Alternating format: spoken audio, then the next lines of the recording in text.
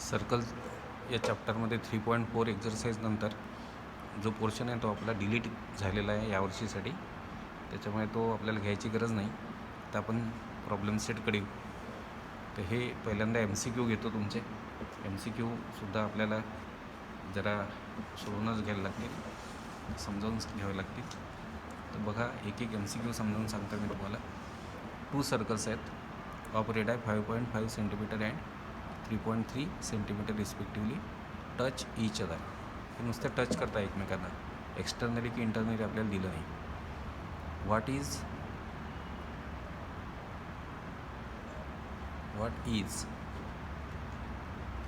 The distance between their centres. 2 circle आहे, एकाची radius 5.25 आणि दुसऱ्याची 3.3. एकमेकांना टच करून राहिले एवढंच दिलं, एक्सटर्नली की इंटरनली दिलं नाही आहे. म्हणजे हे जर एक्सटर्नली टच करत असतील, तुम्हाला शिकवलं आहे मी, एक्सटर्नली सर्कल टच करत असतील तर त्यांच्या सेंटरमधलं डिस्टन्स असते या दोघांच्या सम एवढा. म्हणजे 5.5 प्लस 3.3 म्हणजे झालं आहे 8.8.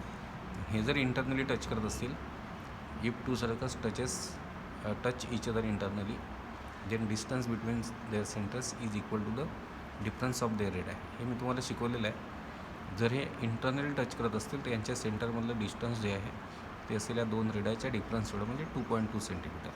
5.5मधून 3.3 गेले. म्हणजे तुमचा आन्सर आहे याच्यामध्ये हे डी, एक तर 8.8 और 2.2 सेंटीमीटर.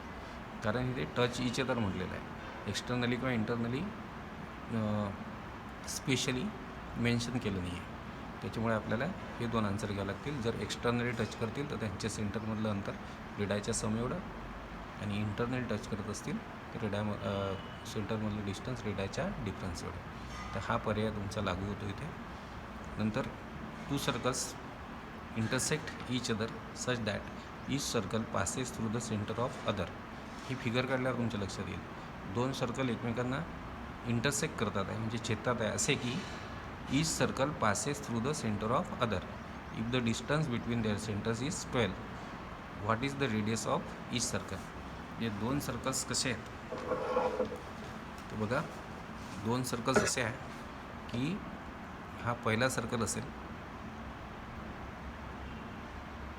याचं सेंटर असेल, तर दुसरा सर्कल याच्या सेंटरमधून पास होतो, एकमेकांना इंटरसेक्ट करतात आहे, दुसरा सर्कल याच्या सेंटरमधून पास होतो. असे 2 सर्कल्स आहेत. म्हणजे हे समजा पहिल्याचं सेंटर P आहे, दुसऱ्याचं सेंटर Q आहे, तर P सेंटरवाला सर्कल या दुसऱ्याच्या सेंटरमधून पास होतो, आणि Q सेंटरवाला सर्कल जो आहे तो पहिल्याच्या सेंटरमधून पास होतो. आणि या दोघांमधलं जे 2 सेंटरमधलं जे डिस्टन्स आहे ते दिलं आपल्याला 12 सेंटीमीटर. आणि आपल्याला विचारलं या दोन्ही सर्कलची रेडियस किती. आता हे फिगर पाहिल्यावर तुमच्या लक्षात येईल की पहिला सर्कल या दुसऱ्याच्या सेंटरमधून पास होतो, आणि दुसरा सर्कल या पहिल्याच्या सेंटरमधून पास होतो. तर हे दोघांचे सेंटर आहे, आणि हे त्यांच्यामधलं डिस्टन्स आहे. आणि 2 सेंटरमधलं डिस्टन्स दिलं आपल्याला 12, आणि मग 12 सेंटीमीटर आहे. तर मग याची रेडियस पहा. आता हे फिगर पाहिल्यावर तुमच्या लक्षात येईल या पहिल्या सर्कलची रेडियस किती, PQ म्हणजे 12 सेंटीमीटर, आणि दुसऱ्याची रेडियस किती, QP म्हणजे 12 सेंटीमीटर. म्हणजे आन्सर आहे तुमचा B. नंतर पुढचा आहे a circle touches all sides of a parallelogram. एक पॅरलोग्राम आहे आणि सर्कल त्याच्या 4ही साईड्सना टच करत आहे. So the parallelogram must be a. म्हणजे एक पॅरलोग्राम आहे आणि सर्कल त्याच्या 4ही साईड्सना टच करते आहे. तो पॅरलोग्राम कोणता पॅरलोग्राम असेल. तर हे पहा, मी इथे दाखवतो तुम्हाला. हे बघा, हा सर्कल आहे आणि एक पॅरलोग्राम आहे जो याच्या 4ही साईडना टच करतो. फिगर काढल्यावर तुमच्या लक्षात येईल. म्हणजे हा पॅरलोग्राम आहे ज्याच्या 4ही साईड्स सर्कलला टच करतात. बघा, फिगर पाहिल्यावर तुमच्या लक्षात येतं का. तर हा पॅरलोग्राम कोणता पॅरलोग्राम असला पाहिजे. हा पॅरलोग्राम असला पाहिजे रॉम्बस. कारण ह्या 4ही साईड ज्या आहेत त्याच्या ह्या कशा असतील, सारख्या असतील.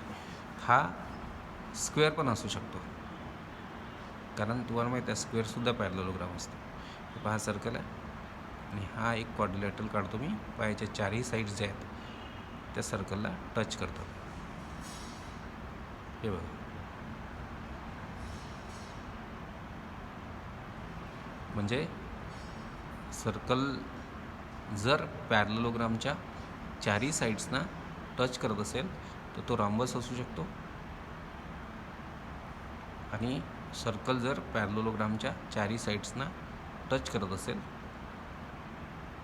तर तो स्क्वेअर पण असू शकतो, कारण स्क्वेअरसुद्धा पॅरलेलोग्रामच असतो, तुम्हाला माहिती आहे. ज्याचे दोन आन्सर असू शकतात, रॉम्बस और स्क्वेअर. पण मुलांनो, इथे तुमच्या या पुस्तकामध्ये इथे आपल्याला आन्सर दिले आहे रेक्टँगल, रॉम्बस, स्क्वेअर आणि ट्रॅपेझियम.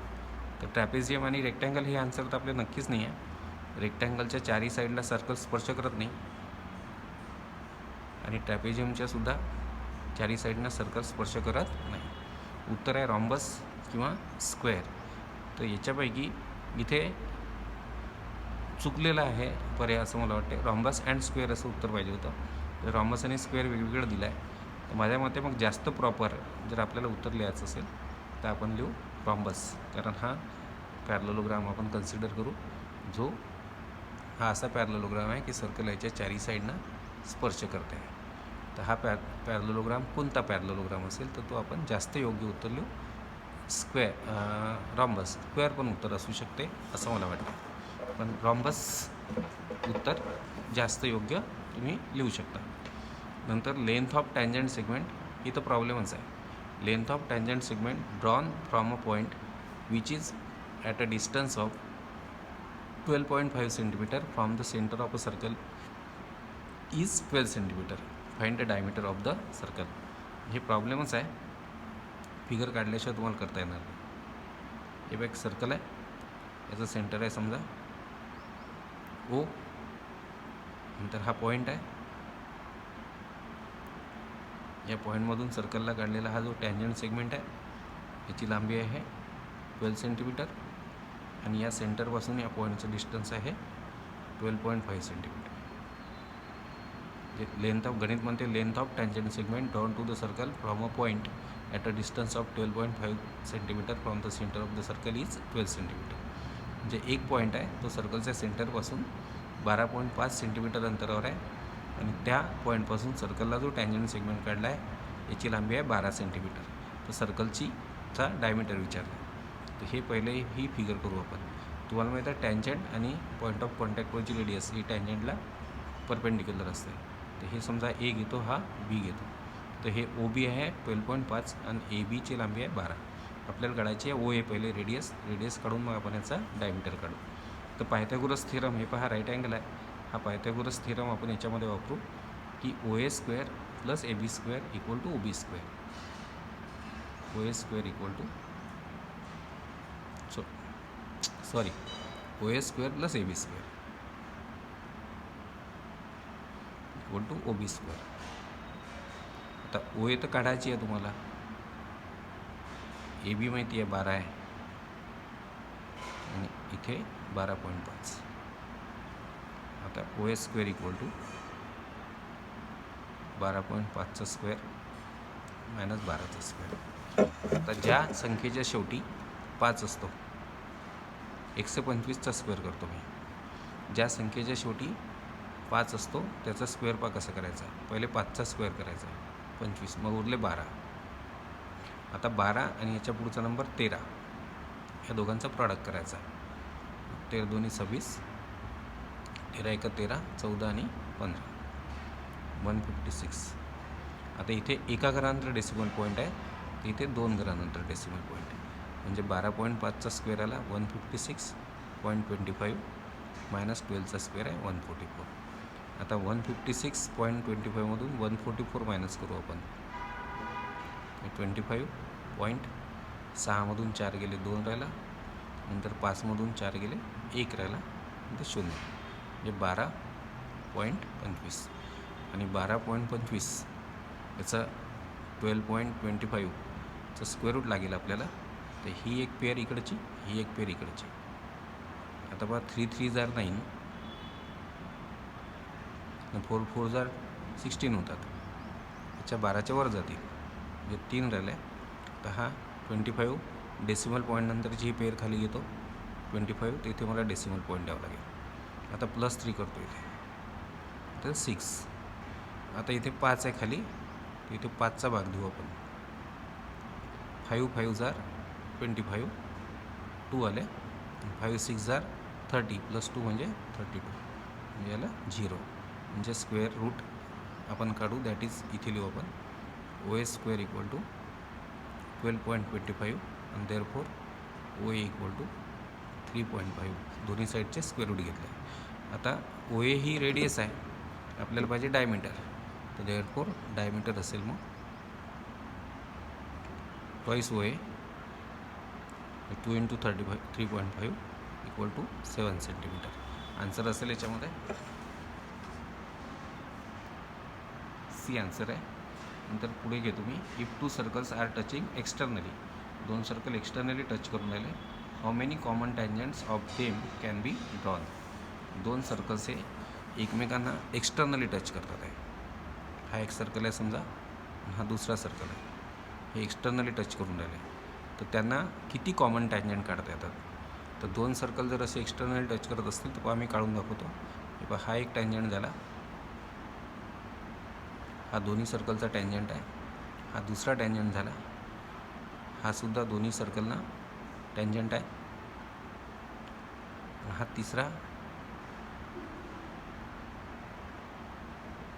म्हणजे 1 2 आणि 3, 2 सर्कल जर एक्सटर्नली टच करत असतील तर याला 1 2 आणि 3 असे 3 टँजंट आपण तीन कॉमन टँजंट आपण काढू शकतो. तर प्रश्न होता की if 2 circles are touching externally, how many common tangents of them can be drawn.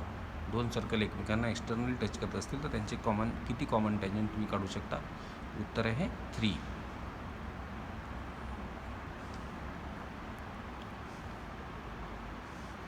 आता नेक्स्ट क्वेश्चनकडे जाऊ आपण. Angle ACB is inscribe in arc ACB. Figure काढल्यावर तुमच्या लक्षात येईल. Angle ACB is inscribe in arc ACB of a circle with centre O centre असलेला circle आहे, आणि अँगल ACB हा आर्क ACBमध्ये इन्स्क्राईब आहे, आणि ACB अँगलचं मेजर आहे 65 डिग्री. तर फाइंड मेजर आर्क ACB. हे तुमच्या तसं लक्षात येणार नाही, फिगर काढल्यावर लक्षात येईल. हे बघा, हा सर्कल आहे आणि हा अँगल ACB आहे. त्याचं मेजर आहे ACBचं 65 डिग्री. हा इन्स्क्राईब आहे आर्क ACBमध्ये. गणित म्हणते O सेंटर आहे सर्कलचं, तर अँगल ACB हा आर्क ACBमध्ये इन्स्क्राईब आहे, आणि आपल्याला या अँगलचं मेजर दिलं आहे 65 डिग्री, आणि आपल्याला आर्क ACBचं मेजर विचारलं आहे. तर काय असते, ही समजा आर्क ACB आहे आणि ही आर्क ADB आहे. तर पहिल्यांदा आपण आर्क ADB काढावं लागेल. तुम्हाला माहिती आहे इन्स्क्राईब अँगलचे मेजर इंटरसेप्टेड आर्कच्या अर्ध असते. हे तोंडी पण तुम्ही काढू शकता. आता गणित केलंच पाहिजे जरुरी नाही आहे. हा इन्स्क्राईब अँगल आहे आणि याचं मेजर इंटरसेप्टेड आर्कच्या अर्ध असते. हे अर्ध आहे या आर्कच्या मेजरच्या. हे 65 आहे, तर या आर्कचं मेजर असेल 130 डिग्री, कारण ही आर्क जेवढी आहे त्याच्या अर्धा हा अँगल असतो इन्स्क्राईब अँगल. तर हा अँगल अर्धा 65चा आहे, तर ही आर्क असली पाहिजे ADB आर्क असली पाहिजे तुमची 130ची. आता पहा, ADBची ही अपोजिट आर्क आहे ACB,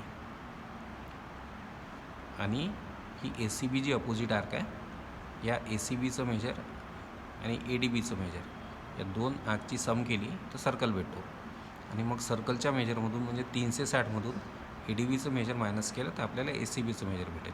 म्हणजे 360मधून ADBचं मेजर 130 आपण मायनस करू. 360मधून 130 गेले म्हणजे राहिले 230 डिग्री. म्हणजे ही जी आर्क आहे ACB याचं मेजर असेल 230 डिग्री. अशा पद्धतीने ACBचं मेजर आपल्याला काढायला सांगितलं होतं. तो D पर्याय तुम्हाला दिसतो आहे 230 डिग्री. नंतर हे एक्झाम्पल नाही आहे आपल्याला. पुढचं घेऊ आपण. In a cyclic quadrilateral ABCD twice the measure of angle A is thrice the measure of angle C. म्हणजे हा ABCD जो आहे हा सायक्लिक आहे, आणि याचा अँगल ए आणि अँगल सी यांच्यामधलं रिलेशन दिलं आहे. इथे एक गोष्ट लक्षात घ्या, ए बी सी डी या क्वाड्रिलॅटरमध्ये ए आणि सी जे आहेत हे अपोजिट अँगल्स आहेत आणि हा क्वाड्रिलॅटरल सायक्लिक आहे. सायक्लिक क्वाड्रिलॅटरलचे अपोजिट अँगल्स जे आहेत ए आणि सी हे सप्लिमेंटरी असतात, म्हणजे यांची सम जी असते ती 180 डिग्री असते. मग यांच्या मेजरमध्ये काय रिलेशन दिलं आहे, तर twice the measure of angle A, म्हणजे अँगल एच्या मेजरची टॉईस ही आहे thrice the measure of angle C. म्हणजे पहा, ए आणि सी हे सायक्लिक क्वाड्रिलॅटरलचे अपोजिट अँगल्स आहेत आणि अँगल एची दुप्पट आणि अँगल सीची तिप्पट हे इक्वल आहेत. आणि आपल्याला विचारलं आहे सीचं मेजर किती. तर आपण एक काम करू, मग आता अँगल ए इक्वल टू हे 2 मी इकडे घेतो, तर हे 2 जर इकडे आले ते होतील इंटू 2 डिवायडेड बाय 2 होतील. आता आपण हे सायक्लिक क्वाड्रिलॅटरलचे अपोजिट अँगल्स आहेत, यांची सम किती आहे माहिती आहे तुम्हाला, 180 डिग्री. तर एक काम करू, हे एचं जे मेजर आहे सीच्या स्वरूपात angle A equal to 3/2 angle सीच काढायचं आहे तुम्हाला, plus 1 into angle C equal to 180 degree. तर 3/2 प्लस 1 करून टाकू आपण आता, म्हणजे इथे 1 डिनॉमिनेटर घ्या. 2 into 1 2, 3 into 1 3, plus 1 into 2 2 into angle C equal to 180 degree. मग हे 5/2 angle C equal to 180 degree आणि angle C equal to 180 degree into 2/5. 5नी 35चा भाग जातो आणि अँगल सी मग 35 इंटू 2. 5नी कितीचा भाग जातो पहा, 36चा भाग जातो, सॉरी 36चा. 5नी 180ला 36चा भाग जातो आणि 36 इंटू 2 म्हणजे 72 डिग्री. अशा पद्धतीने एक लक्षात घ्या, अँगल ए आणि सी अपोजिट अँगल्स आहेत सायक्लिक क्वाड्रिलॅटरलचे आणि एची दुप्पट आणि सीची तिप्पट सारखे आहे. मग एचं मेजर काढलं मी 3/2 इंटू अँगल सी आणि मग ए आणि सी एकमेकांचे अपोजिट अँगल्स आहेत सायक्लिक क्वाड्रिलॅटरलचे, यांची बेरीज 180 असते कारण हे सायक्लिक क्वाड्रिलॅटरलचे अपोजिट अँगल्स आहेत. मग एचं मेजर टाकलं मी 3/2 angle C plus angle C equal to 180 degree. Angle C common काढला, 3/2 प्लस 1, 3/2 प्लस 1 सम केली मी इथे, angle C equal to 180 degree. ही सम येते 5/2 angle C equal to 180 degree. Angle C equal to 180 degree into 5/2ला इकडे घेतलं म्हणजे 2/5. 5नी 180ला 36चा भाग जातो, 36 दोन्ही 72, म्हणजे अँगल सीचं मेजर आहे 72 डिग्री, म्हणजे हे. आता हे 9th एक्झाम्पल घेऊ आपण. Point A B C are on the circle. A B C सर्कलवर आहेत, असे आहेत की मेजर आर्क ए बी, म्हणजे आर्क ए बीचं measure equal to measure arc B C equal to 120 degree आणि no point except point B is common to the arcs which is the type of triangle A B C. 3 point आहेत सर्कलवर. हे पाहिजे इथे आपण figure काढू. हे circle आहे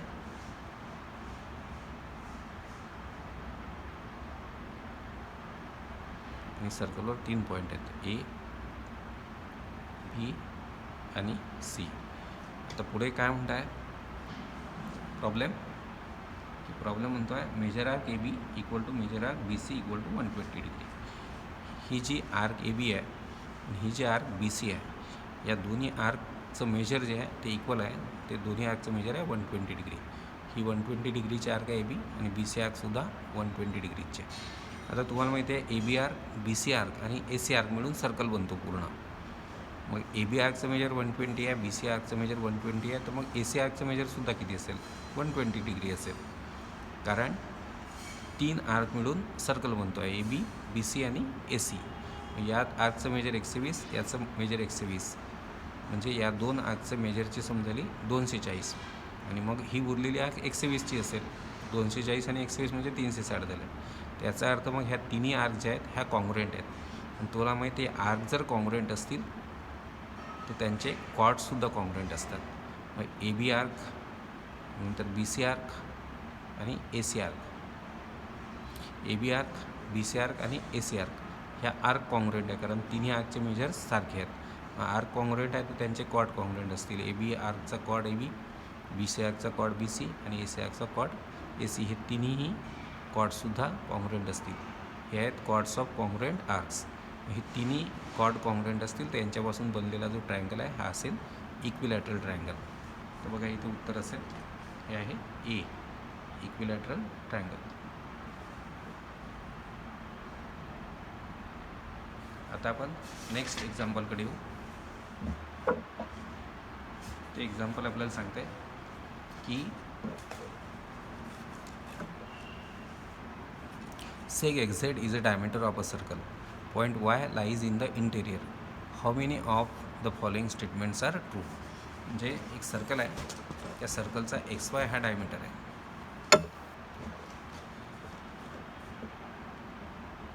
एक सर्कल आहे आणि एक्स वाय हा या सर्कलचा एक्स झेड हा सर्कलचा डायमीटर आहे आणि वाय जो आहे तो इंटेरियरमध्ये आहे. बघा हा वाय जो आहे तो इंटेरियरमध्ये आहे. आता तुम्हाला मी डायमीटर प्रॉपर्टीज शिकवल्या आत्ता 3-4 दिवसांच्या पूर्वी की डायमीटरनी सर्कलच्या इंटेरियर पॉईंटशी केलेला जो हा अँगल असतो हा अपच्यूज अँगल असतो. हाच पॉईंट जर वाय सर्कलवर असता तर या डायमीटरनी या वाय पॉईंटशी केलेला अँगल राईट अँगल आला असता आणि हाच वाय पॉईंट जर एक्सटेरियरमध्ये असता तर वायशी डायमीटर एक्झेडनी केलेला अँगल जो आहे तो ॲक्यूट अँगल असता. आता पहा इथे एक्झेड डायमीटर आहे आणि वाय हा इंटिरियर पॉईंट आहे. तर खालीलपैकी कोणते statement, how many of the following statements are true. तर पहिलं स्टेटमेंट आहे it is not possible that angle X Y Z is an acute angle. पहिलं स्टेटमेंट सांगते की हे शक्य नाही की अँगल एक्स वाय झेड हा कोणता अँगल असेल, ॲक्यूट अँगल असेल. तर हे बरोबर आहे, कारण जर वाय पॉईंट इंटेरियरमध्ये असेल तर डायमीटर एक्झेडनी त्याच्याशी सबटेंड केलेला अँगल एक्स वाय झेड जो आहे हा नक्कीच ॲक्यूट अँगल असणं शक्य नाही, कारण हा असतो अपच्यूज अँगल. तर it is not possible that angle X Y Z is an acute angle, हे करेक्ट स्टेटमेंट आहे. नंतर angle X Y Z can't be a right angle. Angle X Y Z हा राईट अँगल असणं शक्य नाही, कारण हा राईट अँगल केव्हा असता जर हा वाय पॉईंट इंटेरियरमध्ये नसता आणि सर्कलवर असता तर एक्स वाय झेड हा राईट अँगल राहिला असता. पण वाय जर इंटिरियर पॉईंट असेल तर हा एक्स वाय झेड हा can't be a right angle, म्हणजे राईट अँगल असणं शक्य नाही. हे सुद्धा स्टेटमेंट सेकंड बरोबर आहे. नंतर angle X Y Z is an obtuse angle. Angle X Y Z हा अपच्यूज अँगल आहे, हे स्टेटमेंटसुद्धा करेक्ट आहे. आणि चौथा पर्याय कांट, याच्या बाबतीत आपण या अँगल एक्स वाय झेडच्या बाबतीत आपण हे स्टेटमेंट म्हणते can't make a definite statement for measure of angle X Y झेडच्या मेजरबद्दल आपण डेफिनेट स्टेटमेंट करू शकत नाही. तर हे चुकीचं आहे. आपण डेफिनेट स्टेटमेंट करू शकतो की हा जो अँगल आहे एक्स वाय झेड हा अपच्यूज अँगल असेल, म्हणजे याचं मेजर हे 90 डिग्रीच्या आणि 180 डिग्रीच्या मध्ये असेल. म्हणजे हे जे